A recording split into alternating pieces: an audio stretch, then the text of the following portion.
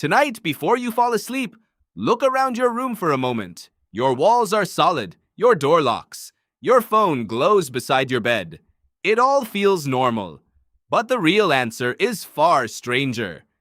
Because 10,000 years ago, sleep was not a private activity hidden behind walls. It was a survival strategy. And every night, your ancestors entered a world that would feel almost unrecognizable today. You probably think of sleep as a break from life, a pause button, something that happens after the important part of the day is over. But for ancient humans, sleep was part of the struggle to stay alive. It was never completely safe. It was never completely comfortable. And it was rarely completely silent.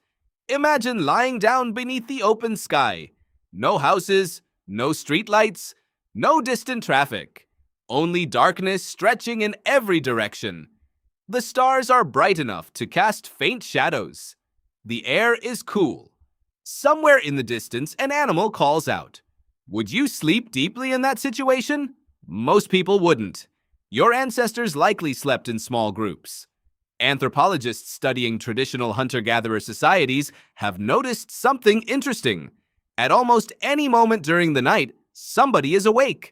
Not because they are standing guard in a military sense, but because humans naturally drift through different sleep schedules. One person falls asleep early, another stays awake longer. Someone wakes during the night. Together, the group creates a kind of living alarm system. Research by anthropologist David Sampson suggests that this pattern may have reduced vulnerability to predators and threats. In some groups, nearly every moment of the night included at least one awake individual. That means your ancestors may have survived partly because someone was always listening. Sleep itself was different too. Today, many people expect 8 uninterrupted hours. If they wake up at night, they assume something is wrong. But historical evidence suggests that uninterrupted sleep may not always have been the norm. Historian Roger Eckert discovered references to what he called first sleep and second sleep. People often slept for several hours, woke for a period in the middle of the night, and then returned to sleep. Could ancient humans have experienced something similar? Many researchers think it is possible. Without artificial light forcing a strict schedule, sleep may have followed a more flexible rhythm. Wakefulness during the night might not have felt unusual at all. What would the darkness have felt like? That question is harder to answer because modern humans rarely experience true darkness. Even when you turn off every light in your home, distant cities often brighten the sky. 10,000 years ago, darkness was much deeper, much heavier, much more complete. Your brain evolved in that environment. Psychologist Randolph Nessa has argued that many modern emotions make more sense when viewed through evolution. Fear is one example. Fear feels unpleasant. But fear exists because it helped keep ancestors alive. A human who ignored strange sounds in the dark might not survive long enough to pass on their genes. That means some of the uneasiness you feel in darkness today may be an ancient inheritance. Your brain is reacting to conditions that shaped humans for thousands of generations. The sounds of the night were different as well. No refrigerators humming, no air conditioners, no electrical buzz. Instead, there was wind through grass, insects, animals moving through the landscape. Every sound carried information. Every sound mattered. Imagine hearing branches crack somewhere beyond the camp. Is it another human group? A large predator? Just the wind? Your ancestors had to make those judgments constantly, sometimes correctly, sometimes not. Sleep was also closely connected to fire. Fire changed human life in ways that are difficult to exaggerate. According to research associated with primatologist Richard Wrangham, fire extended productive hours beyond sunset and transformed social behavior. Around a fire, people could talk, share stories, prepare food, and strengthen social bonds. The final moments before sleep may have been spent staring into flickering flames while listening to stories. Stories about ancestors, stories about animals, stories explaining the world. In a sense, some of the entertainment you enjoy today may trace its roots back to those ancient fireside gatherings. But there was another side to sleeping in groups. Privacy barely existed. Modern bedrooms allow people to sleep alone behind closed doors. Ancient humans often slept near family members, children, relatives, and companions.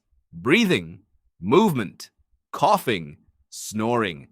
Everything happened within earshot. Would that feel uncomfortable to you? Probably. Yet for your ancestors, sleeping alone may have felt far more frightening than sleeping together. Safety came from proximity. The group was protection. Separation created risk. Temperature was another challenge.